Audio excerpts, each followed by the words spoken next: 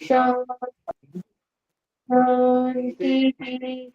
सादर नमस्ते सभी को। ओम जी सादर नमस्ते। सत्यार्थ प्रकाश की इस कक्षा में हम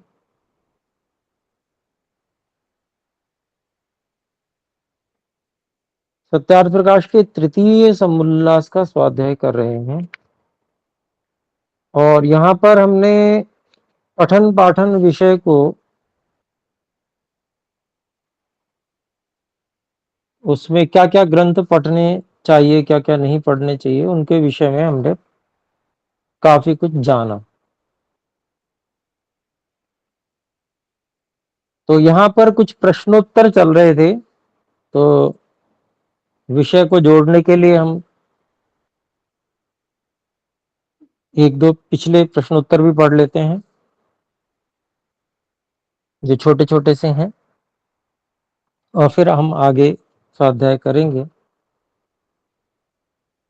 तो यहाँ पर कुछ ग्रंथ जो परित्याग योग्य थे उनका परिगणन संक्षेप से किया स्वामी जी ने,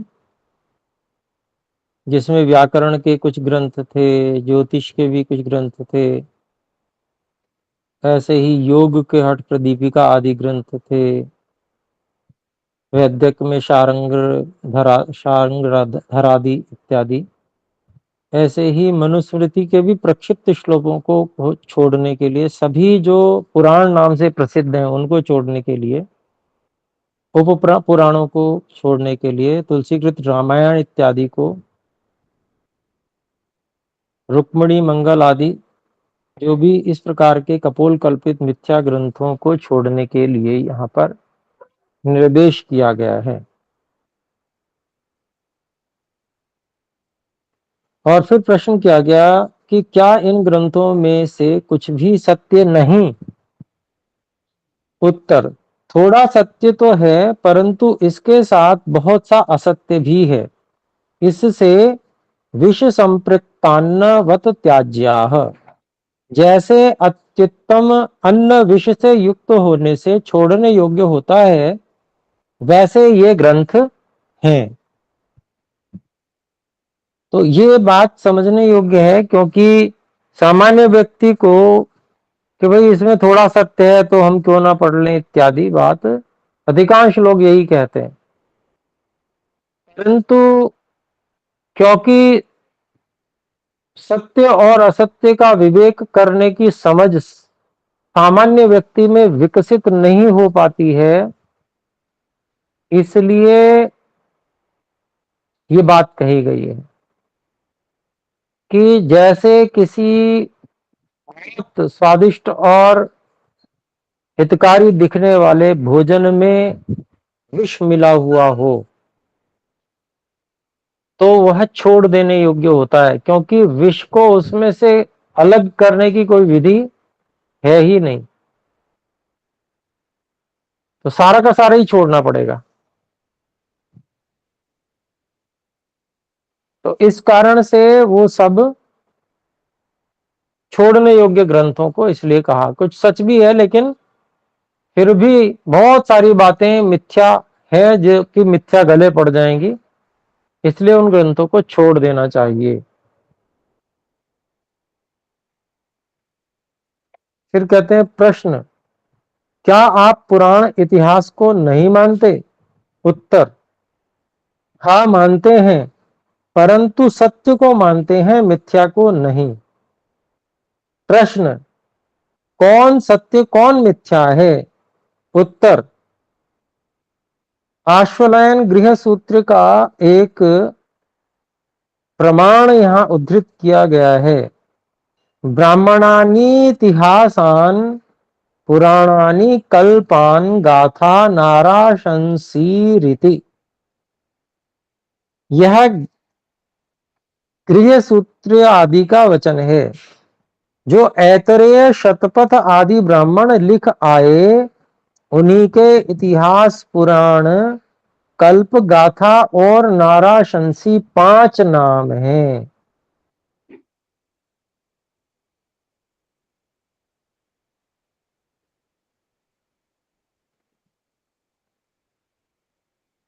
श्रीमद् भागवत आदि का नाम पुराण नहीं है। तो ये जो बात कही कि जो वास्तव में पुराण है उनको पुराण मानते हैं, उनमें वास्तविक विवरण है, सच्चाई है। और जहां झूठ ही भरा हुआ है अधिकांश, वैसी बातों को नहीं मानते। जिसको श्रीमद् भागवत के नाम से प्रसिद्ध करते हैं, आजकल भी लोग बहुत उसके पीछे पड़े हैं, कथा कराते रहते हैं, वह वास्तव में पुराण नहीं है, वह जाल ग्रंथ है, झूठा ग्रंथ है। फिर आगे लिखते हैं, देखिए प्रश्न, जो त्याज्य ग्रंथों में सत्य है उसका ग्रहण क्यों नहीं करते? पहले इसका उत्तर दे चुके हैं, फिर भी दे रहे हैं। देखिए उत्तर, जो जो उनमें सत्य है सो सो वेदादि सत्य शास्त्रों का है और मिथ्या उनके घर का है। वेद आदि सत्य शास्त्रों के स्वीकार में सब सत्य का ग्रहण हो जाता है, क्योंकि वेद आदि सत्य शास्त्रों को पढ़ने में ही बहुत समय लगता है। तो उसको छोड़ के और बेकार की चीज जहां पर मिलावट है उसमें परिश्रम करना ये कोई समझदारी का काम नहीं है। जब वेद आदि शास्त्रों में सब सत्य मिल ही जाएगा, तब आखिर प्रश्न ये है कि फिर काहे को इससे राग कर रहे हो कि भाई ये भी पढ़ें? क्यों पढ़ें? जीवन में वैसे ही समय बहुत कम है, कार्य बहुत अधिक है। तो वो चीज पढ़नी चाहिए जो वास्तव में प्रामाणिक है, तथ्य है, जिसमें झूठ क्यों पढ़े, ये बात यहां समझाई गई है। तो कहते हैं वेदादि सत्य शास्त्रों में, शास्त्रों के स्वीकार में सब सत्य का ग्रहण हो जाता है। जो कोई जो कोई इन मिथ्या ग्रंथों से सत्य ग्रहण करना चाहे तो मिथ्या भी उसके गले लिपट जावे। इसलिए असत्य मिश्रम सत्यम दूरतस त्याज्यम इति, अर्थात असत्य से युक्त ग्रंथस्थ सत्य को भी वैसे ही छोड़ देना चाहिए जैसे विषयुक्त अन्न को, दूर से ही छोड़ देना चाहिए। क्योंकि इतना समय कहाँ है, जीवन का समय बहुत कम है, एक जीवन का, उसमें बहुत सारी उन्नति करनी है। और वो सारा समय यदि नष्ट कर दिया जाए व्यर्थ की बातों में, व्यर्थ के झूठ में, तो जीवन की सफलता नहीं होगी, जीवन असफल हो जाएगा। जन्म जो ईश्वर ने दिया है, ईश्वर का इतना परिश्रम इसमें लगा हुआ है, सारा पुरुषार्थ ईश्वर ने हमको, हम पर उपकार करने के लिए ये ईश्वर ने शरीर दिया है। और हम ईश्वर के जो परिश्रम और उपकार है उसको व्यर्थ करें, ये तो योग्य व्यवहार, यथा योग्य व्यवहार नहीं है, उचित व्यवहार नहीं है, अनुचित व्यवहार है। तो प्रश्न करते हैं, तुम्हारा मत क्या है? उत्तर, वेद, सीधा एक उत्तर है हमारा। तुम्हारा मत क्या है? वेद, वेद ही हमारा मत है। अर्थात उसको खोलते हैं, जो जो वेद में करने और छोड़ने की शिक्षा है उसका हम यथावत करना छोड़ना मानते हैं। जिसलिए वेद हमको मान्य है, इसलिए हमारा मत वेद है। ऐसा ही मानकर सब मनुष्यों को, विशेष आर्यों को एक मत होकर रहना चाहिए। तो कहीं किसी बात पे हमको टिकना चाहिए। अर्थात कोई ऐसा नहीं कि हम तो किसी की बात नहीं मानते, फिर जो किसी की बात नहीं मानता वो बिल्कुल बेकार व्यक्ति है, अनुशासनहीन व्यक्ति है वो। किसी के अनुशासन में तो चलना चाहिए, ईश्वर के अनुशासन में चलना सर्वश्रेष्ठ है। कि हम कोई बात नहीं मान रहे हैं और किसी ने बता दिया देखो ईश्वर का आदेश ये है, अब तो माननी पड़ेगी, कुछ हो जाए।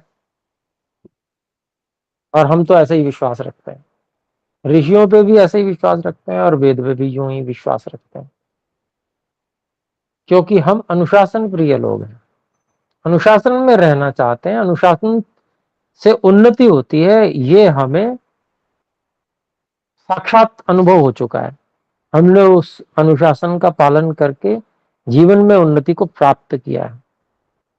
बहुत सारी समस्याओं से हम बच गए हैं इसी अनुशासन के कारण से। तो इसलिए यह जो वेद का अनुशासन है और वेद के अनुकूल जो ऋषि हैं उनका अनुशासन है, उसको हम अपने ऊपर स्वीकार करते हैं। बस ऐसे ही सबको करना योग्य है। आर्य अगर सब ऐसा करने लग पड़े, कोई मतभेद शेष रह ही नहीं सकता है। मतभेद वहां होता है जब हम अनुशासन से बाहर निकलकर अपनी इच्छा को सर्वोपरि रखते हैं, सारी समस्या वहीं आ जाती है। तो यहां पर यही बात का तुम्हारा मत क्या है? वेद, सीधा उत्तर, एक सपाट वेद। और फिर उसको और स्पष्ट करते हैं, अर्थात जो वेद में करने और छोड़ने की शिक्षा है उसका हम यथावत उसका हम यथावत करना छोड़ना मानते हैं और करते भी हैं। जिसलिए वेद हमको मान्य है, इसलिए हमारा मत वेद है। ऐसा ही मानकर सब मनुष्यों को, विशेष आर्यों के लिए विशेष कह दिया। वैसे तो सब मनुष्यों को मानना चाहिए, लेकिन विशेषकर आर्यों को एक मत होना होकर रहना चाहिए। ये निर्देश है, ये आदेश है, ये अपने सबको मानना चाहिए, ये अनुशासन है। ये छोटा सा वाक्य कहने को है, परंतु ये ऐसा है जो मूल मंत्र है एक मत होने का। और जहां एक मत हो जाते हैं वहां उन्नति होती है। देखिए, अंग्रेज थे, तो अंग्रेजों में संसद में जो बात पास हो जाती थी, उनके यहाँ अनुशासन इतना तगड़ा था, सब अंग्रेज उसको मानते थे। और वो मानते थे, इस कारण से अनुशासन में रहते थे और उसका पालन करते थे, तो इसलिए उन्होंने पूरे विश्व पर राज्य किया।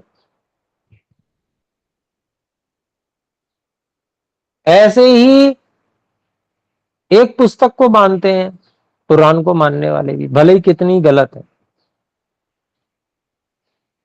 परंतु उनकी संख्या बढ़ती चली जा रही है।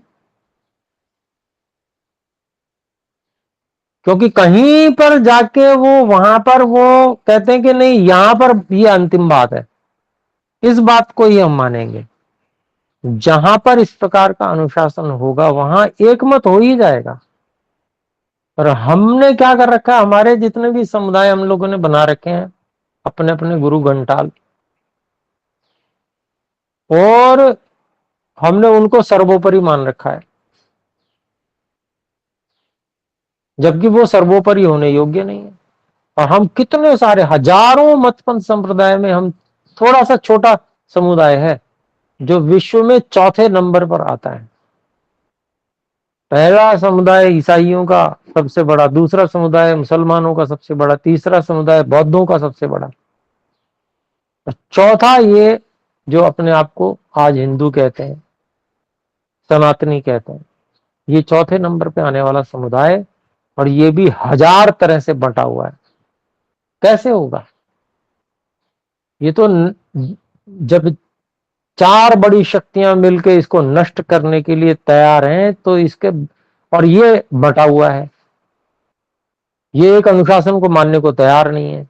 इसके जो गुरु घंटाल बने हुए वो एक अनुशासन को मानने को तैयार नहीं है, तो इसका विनाश तय है। इसको कौन बचा सकता है? तो इस चीज को समझना, और कम से कम आर्यों को तो कम से कम इस चीज को समझना ही चाहिए। आर्य भी इस बात को नहीं समझ रहे हैं।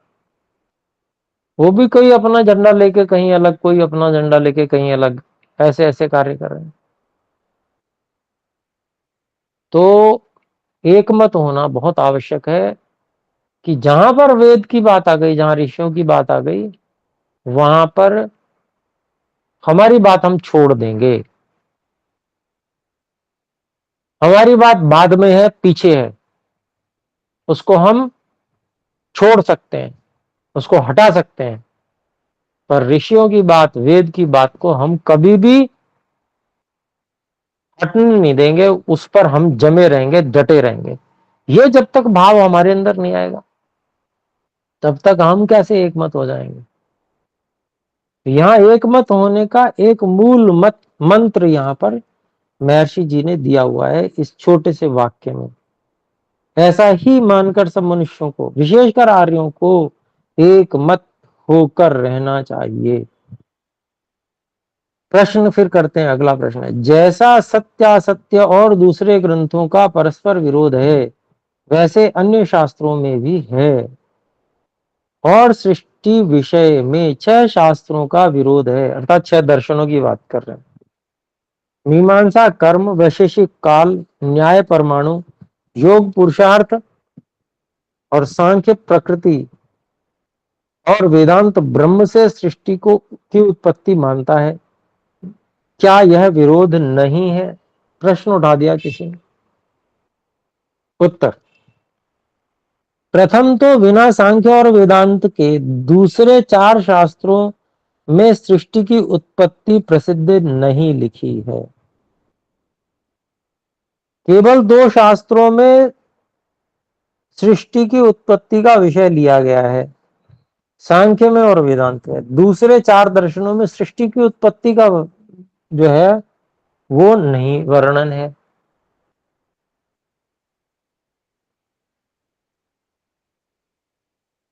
और इनमें विरोध नहीं, क्योंकि तुमको विरोध अविरोध का ज्ञान नहीं है।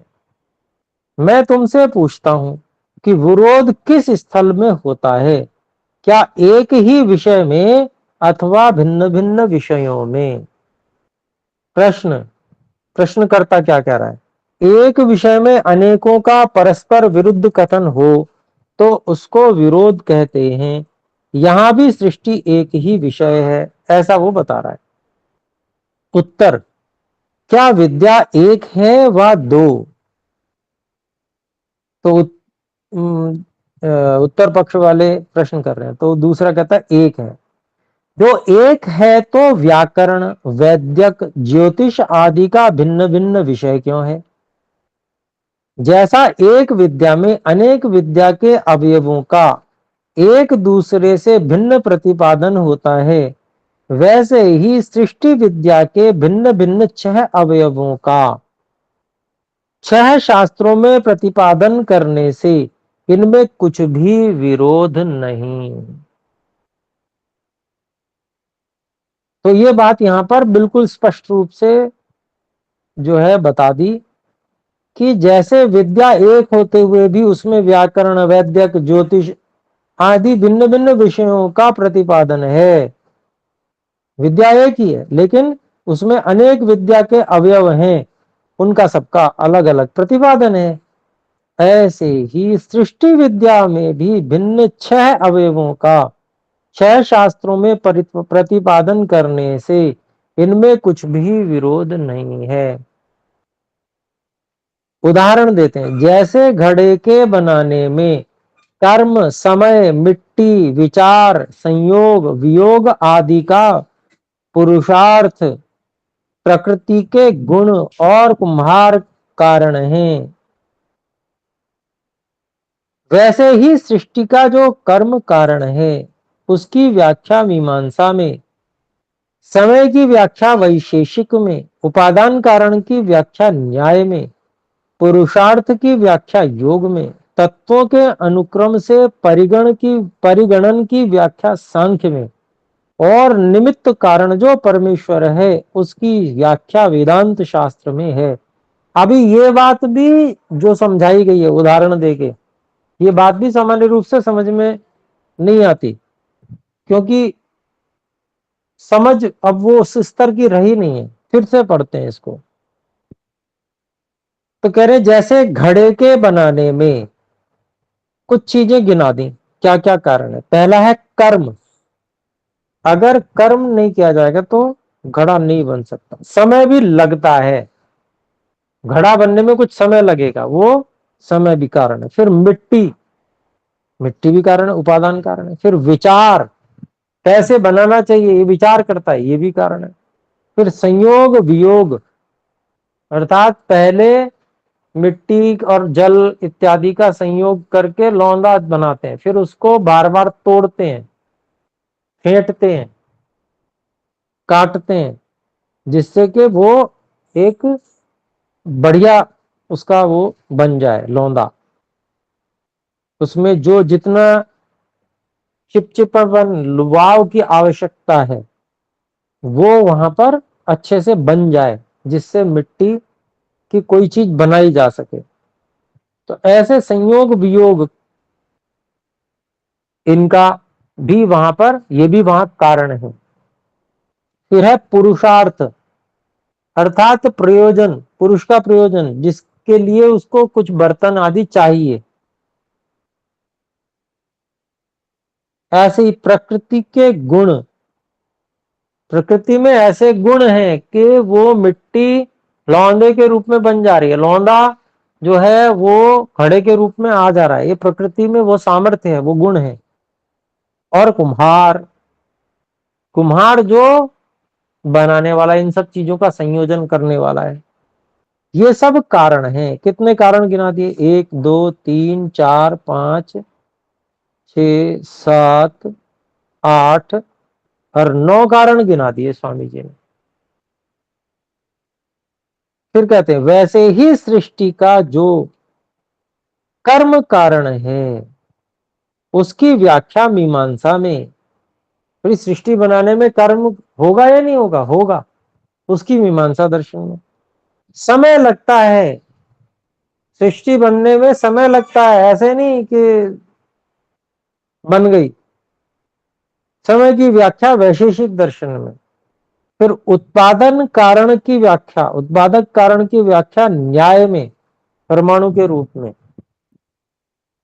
फिर पुरुषार्थ की व्याख्या योग में, पुरुष के प्रयोजन के लिए सृष्टि बनती है, किस लिए बन रही है सृष्टि, उसकी व्याख्या योग में।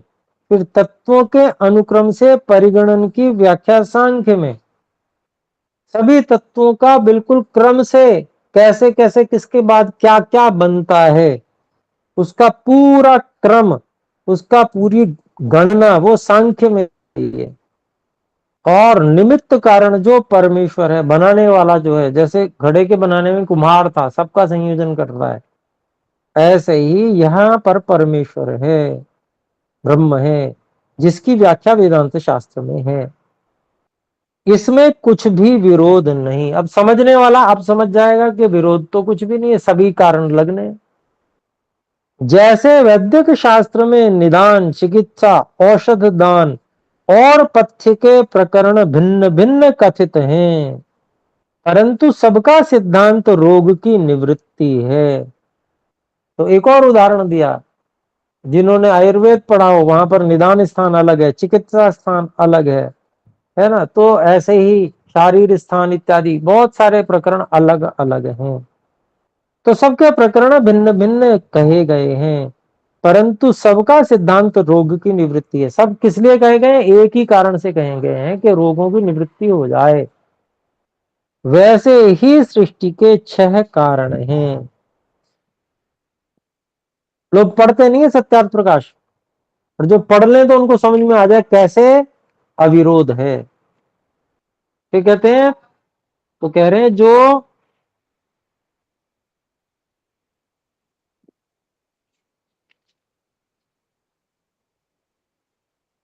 वैसे ही सृष्टि के 6 कारण हैं, इनमें से एक एक कारण की व्याख्या एक एक शास्त्रकार ने की है, इसलिए इनमें कुछ भी विरोध नहीं। इसकी विशेष व्याख्या सृष्टि प्रकरण में कहेंगे। तो यहां भी बहुत अच्छे से समझाया, बाकी सृष्टि विद्या जो विषय आगे कहेंगे उसमें ही आएगा। फिर आगे, जो विद्या पढ़ने पढ़ाने के विघ्न है उनको छोड़ देगा। तो आज की जो शिक्षा प्रणाली है उसमें विद्या पढ़ाने के जो विघ्न है वो सारे के सारे साथ में है। एक विवशता है व्यक्ति की, उन सभी के बीच में रहना पड़ेगा, उसको छोड़ नहीं सकते, उससे किसी प्रकार से अलग नहीं रह सकते, वो बीच में ही रहना पड़ेगा। और वो बाधाएं बार बार व्यक्ति को परेशान करती रहती हैं।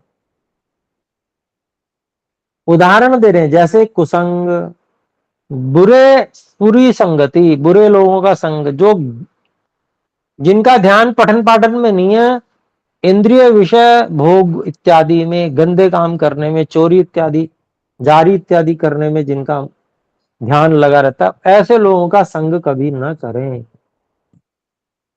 उसी को कहते हैं खोलते हुए, अर्थात दुष्ट विषयी जनों का संग न करें, उसको कुसंग को छोड़ दें, पहली बात। फिर दुष्ट व्यसन, जैसे मद्य आदि सेवन, शराब आदि का सेवन, नशे की, भांग, चरस, पता नहीं क्या क्या लोग आजकल बड़े विचित्र विचित्र प्रकार के नशे नए नए प्रकार के आ गए हैं आजकल। तो ऐसे दुष्ट व्यसन और वैश्यागमन आदि, इन सब दुष्ट व्यसनों को छोड़ दें, ये विद्या के विरोधी हैं। फिर बाल्यावस्था में विवाह, ये भी कभी नहीं करना चाहिए।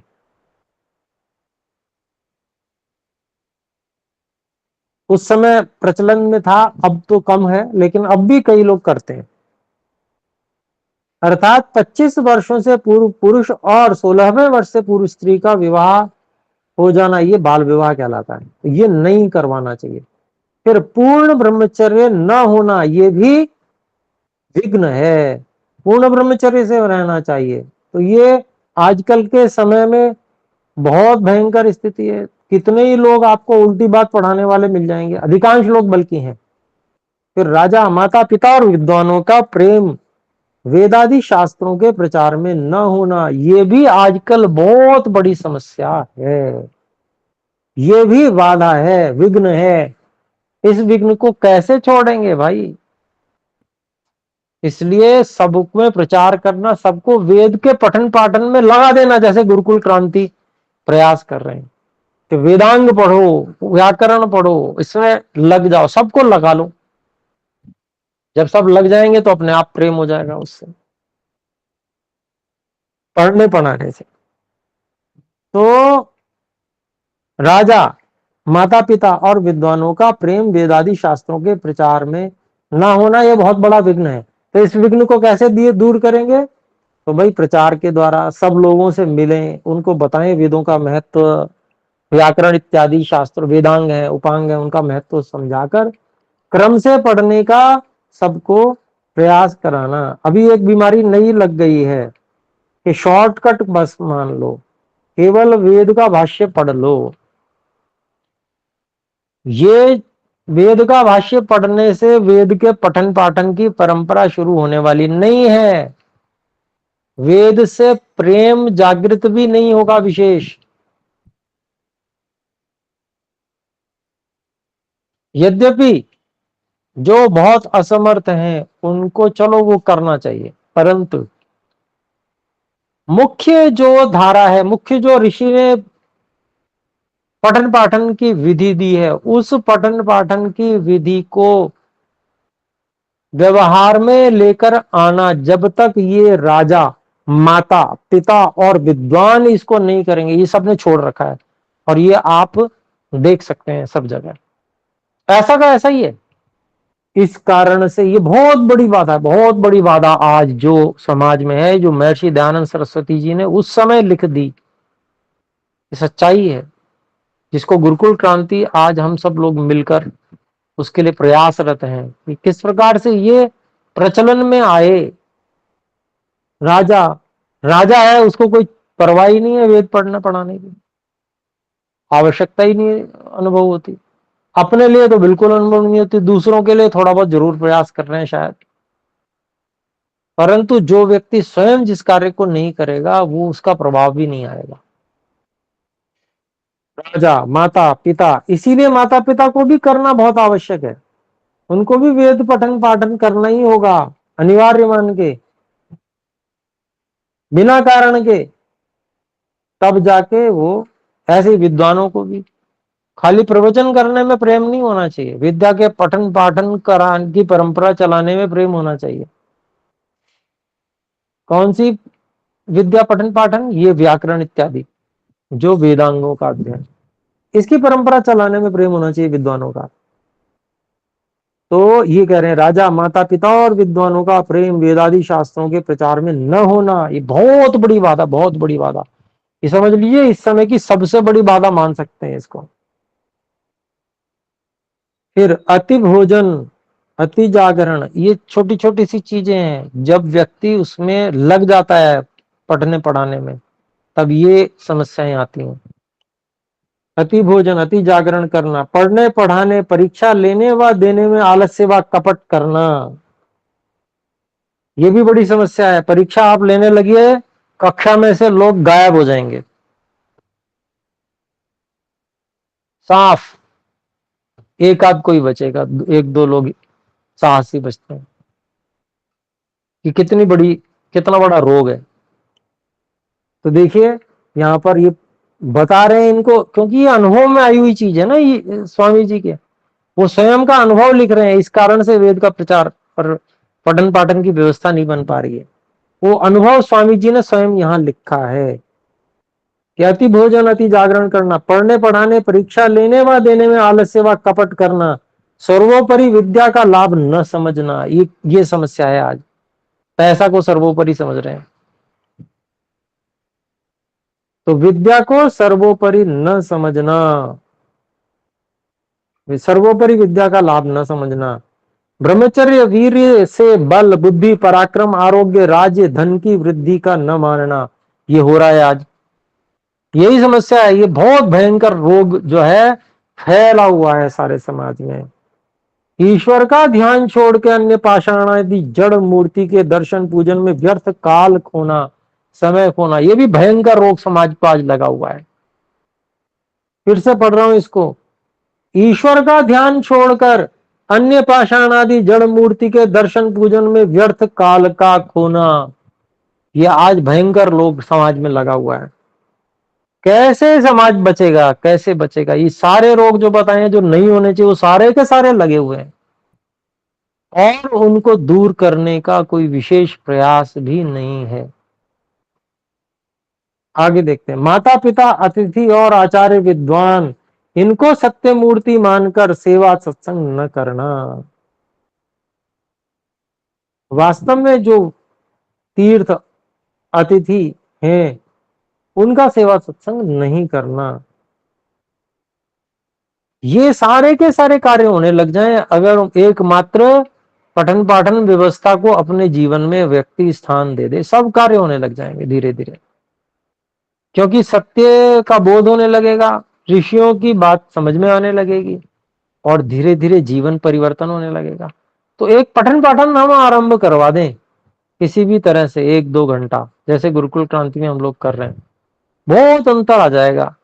व्यक्ति स्वयं ही उल्टे सीधी चीजों को छोड़ना शुरू कर देगा। हम में से कितने ही भाई बहन हैं, हमने कभी किसी को नहीं कहा कि आप ऐसा छोड़ दो, वो मत करो, ये मत करो, पर सत्य बता दिया। हृदय से अंदर तक वो सत्य पहुंचा और उन्होंने गलत कार्य अपने आप छोड़ दिया। तो ध्यान दीजिए, सही कार्य में समय लोगों का लगवाना शुरू कर दीजिए, गलत से वो छूटना शुरू हो जाएंगे और सत्य में उनको प्रेम होना शुरू हो जाएगा।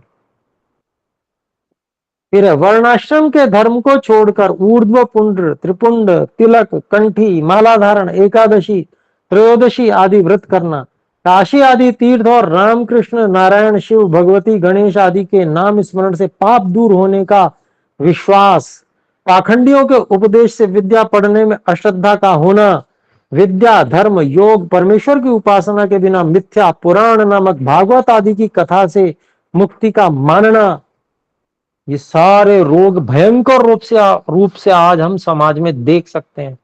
ये भयंकर रोग लगे हुए हैं और मिटने को तैयार है। समाज मिटने की स्थिति में है। देश, 1/4 देश हाथ से निकल चुका है जो वर्तमान में। लोभ से धन आदि में प्रवृत्ति होकर विद्या में प्रीति न रखना, यह भी बहुत हो रहा है। इधर उधर व्यर्थ घूमते रहना इत्यादि मिथ्या व्यवहारों में फंस के ब्रह्मचर्य और विद्या के लाभ से रहित होकर रोगी और मूर्ख बने रहना, ये वास्तव में दोबारा पढ़ने योग्य है। अभी हमारा समय भी हो गया है, इसको हम अगली कक्षा में फिर से पढ़ेंगे। ये जो विद्या पढ़ने पढ़ाने में विघ्न है उनको छोड़ देवे, इसको हम फिर से पढ़ेंगे एक बार, जिससे हम इस पे क्या क्या कर सकते हैं, कैसे इन समस्याओं को दूर कर सकते हैं, उस पर भी अपने को चर्चा करनी चाहिए। तो अभी हम विराम की ओर चलते हैं। हम में से कोई शंका यदि किसी भाई बहन की हो तो जो समय शेष है उसमें हम शंका समाधान भी कर सकते हैं। कृपया हस्तोत्थापन करके अपनी बात रखें। यह जो यहाँ पर जो बाधाएं हैं उसमें भी आप शंका समाधान कर सकते हैं, क्योंकि ऋषि जी ने जो बाधाएं गिनाई हैं ये बाधाएं वास्तव में आज ज्यों की त्यों वर्तमान है समाज में। और आप उनको दूर करने के लिए कहें या किसी से कहेंगे ना तो दूसरा व्यक्ति मरने मारने को तैयार हो जाएगा, ऐसी स्थिति है। तो ये विचारणीय चीज है कि हम किस प्रकार से, यद्यपि गुरुकुल क्रांति इस कार्य को करने के लिए प्रयासरत हैं, कक्षाएं लगाते हैं विभिन्न प्रकार की, और उससे बहुत सारे भाई बहन जो हैं उनको ठीक मार्ग मिला भी है, दर्शन आदि की कक्षाओं से, सत्यार्थ प्रकाश की कक्षा से। परंतु ये कार्य बहुत थोड़ा सा है, बहुत कम है। अब देखिए हमारी कक्षा में इस समय 24 लोग उपस्थित हैं मुझे मिला के, तो इतने से कार्य से कुछ होने वाला विशेष नहीं है। ये तो बहुत बड़े स्तर पे कार्य चाहिए और हम सबको नेतृत्व करना होगा, हम सबको अपनी जिम्मेदारी निभानी होगी। ऐसा विचार कर अपने लोगों को तैयार होना चाहिए। तो हम में से किन्हीं के पास कोई ऐसी शंका अभी नहीं है तो कोई बात नहीं, फिर हम अगली कक्षा में फिर से इस पे, इन जो बाधाओं को दूर कैसे किया जा सकता है इस पे आपस में चर्चा करेंगे। देखिए सत्यार्थ प्रकाश खाली पढ़ के आगे निकल जाना ये हमारा कार्य नहीं है, बल्कि जो वास्तविक समस्याएं हैं उन पे हम कैसे कार्य करें उसको अपने लोगों को करना चाहिए। जी बहन डॉक्टर मीनाक्षी जी कृपया बोलें। जी ओम आचार्य जी। जी बोले ओम। ओम आचार्य आचार्य जी, अभी तो जैसे ज्यादातर लोग पौराणिक से ही जुड़े हुए हैं और मैं भी एक पौराणिक परिवार से ही हूँ। तो परिवार में भी तो लोग को हम लोग समझा नहीं पाते हैं, तो बाहर के लोगों को कैसे समझा पाएंगे? जी बिल्कुल सही कह रही हैं आप। तो स्वयं नहीं समझाना है उनको, कोई ना कोई कक्षा ज्वाइन करा देनी है, कोई ना कोई प्रयास करना है इसमें, जो उनकी रुचि जिसमें हो वैसी कक्षा ज्वाइन करा दें। धीरे धीरे वो जैसे संपर्क में आते जाएंगे उनके पास अपने आप बात पहुंचती चली जाएगी। इस चीज को अपने को करना है प्रयास। और कई बार ऐसी स्थिति भी आती है कोई व्यक्ति बिल्कुल तैयार ही नहीं होता सुनने को मानने को, और तो वहां पर भाई कोई ना कोई और हमारे मित्र साथी होते हैं जिनको वो मानते हैं, उनको प्रभाव में लेकर उनको ज्वाइन कराना चाहिए, जिससे वो जब किसी चीज की प्रशंसा करेंगे तो फिर उनके ऊपर अपने आप प्रभाव पड़ेगा। तो अपने लोगों को जहां हमारी सीधी पहुंच नहीं हो सकती, जी सीधा प्रभाव नहीं हो सकता, तो वहां पर क्या करना चाहिए, वहां पर हमको जिनसे वो प्रभावित रहते हैं उन लोगों तक पहुंच बनाकर, उन लोगों को कक्षाओं में जोड़कर उनकी किस प्रकार से शंका समाधान हो सकती है उस पे अपने लोगों को बल लगाना चाहिए। स्वयं प्रयास करने से ये पता है कि असफलता ही मिलेगी, क्योंकि देखिए हमारा प्रभाव, क्योंकि हम रोज साथ में रहते हैं, हमारे कितने क्योंकि देखिए पूर्णता किसी में भी नहीं होती है, और कुछ ना कुछ हमारे मान लीजिए कमी है, वो कमी वाला व्यवहार सामने आ जाता है, तो क्या होता है उससे प्रभाव कम होता है हमारा। तो अपने आप सही मार्ग कई बार दूसरों को नहीं पहुंचवा पाते हैं, तो हमको सहयोग लेना चाहिए। समाज इसीलिए है, एक दूसरे के सहयोग से अपने को करना चाहिए। बहन डॉक्टर रूपल जी कृपया बोले। जी, ओम नमस्ते जी गुरुजी। ओम। अ, जी मैं नमस्ते। ये कहना चाह रही थी गुरुजी कि जैसे हमारी ये बात है कि ज़्यादातर लोग जो है इस चीज़ को समझ नहीं पा रहे, तो ये हमारे समाज में भी समस्या है। तो कई लोग जो है ये ऐसे भी कहते हैं कि इस समस्या का समाधान करने के लिए जब तक हम लोगों को यूँ कहेंगे कि भई हम एक डिमार्केशन रखेंगे कि ये पौराणिक है और ये वो है और मूर्ति पूजा का हम लोग विरोध करते हैं, तो वो जो लोग हैं हमसे दूर चले जाते हैं क्योंकि वो इस चीज़ को नहीं समझते हैं। तो हमको इसको इस तरीके से थोड़ा-सा मोल्ड करके या फिर उनको अपने लाइन में लेके बोलना पड़ेगा, तभी वो लोग हमसे जुड़ेंगे कि ठीक है, मूर्ति पूजा है वो भी एक कुछ लोग तो इवन कहते भी हैं कि नहीं गलत नहीं है, एक स्टेप है, वो एक भावना है हमारे अपने लोगों के लिए, तो वहाँ से हम निकल के फिर आगे बढ़ सकते हैं, तो उसको हमें गलत नहीं ठहराना चाहिए और जब हम गलत ठहराएँगे तो हम ही फिर अपना नुकसान करेंगे, जैसा कि अभी तक होता आ रहा है, तो फिर हम उस चीज़ को एस्टेब्लिश नहीं कर पाएँगे। तो इसमें पुनर्विचार करना होगा कि कैसे हम जो हमारा समाज है उसको तोड़ के नहीं, कैसे हम जोड़ सकते हैं उसको, तो इस बारे में सोचना पड़ेगा, ऐसा मुझे लगता है गुरुजी। जी, धन्यवाद, आपने अपना विचार रखा, बहुत-बहुत धन्यवाद। और इसमें मुझे ऐसा लगता है कि हम लोगों को भई कोई विषय है और उस पे हमको जो वास्तविकता है, उसको कोई उससे विपरीत बात तो नहीं करनी चाहिए। वही वास्तविकता ये है कि वो गलत है, तो उससे विपरीत हम यूँ क्यों कहें कि वो ठीक है। हाँ, ठीक है, उसको हम चर्चा का विषय ही ना बनाएँ। हम हमारे पास में और बहुत सारी चीज़ें हैं, बहुत सारे विषय हैं, उन विषयों पे हम चर्चा कर सकते हैं और उस पे बात करके उन उन विषयों को हम सामने ला सकते हैं। वो धीरे-धीरे व्यक्ति अपने आप उसको समझ में आने लगता है वो कि भई क्या सही, क्या गलत है, अपने आप वो अपनाएगा। हम उस के जो भावनात्मक पक्ष है, विषय है, उसको छेड़े ही ना, मतलब कुल मिला के वो ज़्यादा उचित है कि हम उस पर उसको विषय ही ना बनाएँ। कोई व्यक्ति ज़बरदस्ती विषय बनाना चाहता है, कई लोग होते हैं कि भई वो जानबूझ के विषय बनाते हैं, तो उसको वहाँ टाला भी जा सकता है और उसमें बाद में उनसे भी ठीक है, आपकी शंका है, आपसे बाद में चर्चा कर लेंगे इस विषय पे और अन्य विषय लेकर चला जा सकता है। तो मैं समझता हूँ कि हमको असत्य का भी सहारा नहीं लेना चाहिए, बल्कि सत्य पे ही अडिग रहना चाहिए और बल्कि उसमें किसी की भावनाओं को ठेस ना पहुँचे, उसके लिए हम प्रयास कर सकते हैं, हम उस विषय को ही ना लें।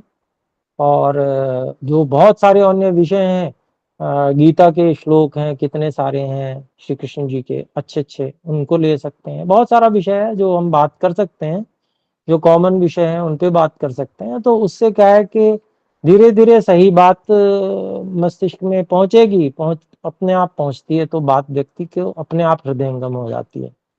तो यही मैं समझता हूँ कि भई हम पठन-पाठन व्यवस्था जो हमारी है, उसको लेकर चलें तो बहुत अच्छा रहेगा कि भई हम विभिन्न कक्षाएँ हैं, उनमें जोड़ें, बहुत सारे और तरीके हैं जिनसे हम बात करें। हम सीधे चोट ना करें, ये बिल्कुल सही बात है। किसी की भावना कहीं जुड़ी हुई है मान लीजिए, वो गलत भी है मान लीजिए, तो हम उसको दूर ना करें अपने आप से, बस इतना तो ठीक है।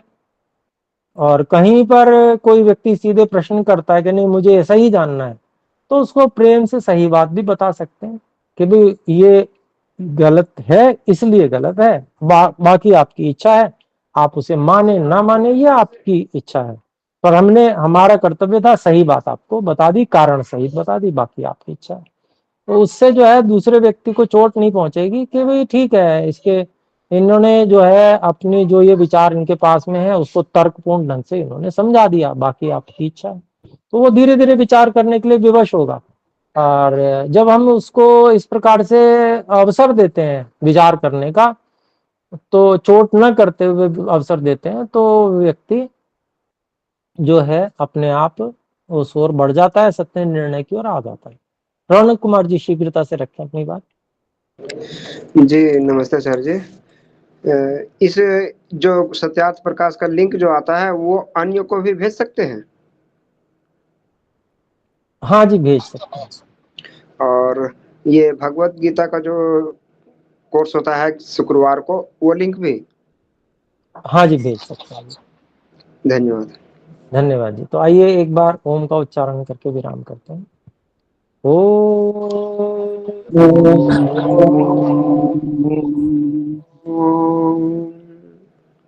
सभी को सादर नमस्ते। नमस्ते। सादर नमस्ते। नमस्ते गुरुजी।